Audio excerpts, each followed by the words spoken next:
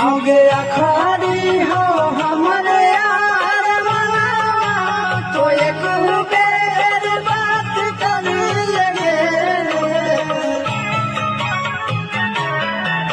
आगे अखाड़ी हो हमारे यार मना तो एक बेर बात कर लगे। आगे सुना यारावा हो भरा की पटनावा में आके मुलाकात कर लगे।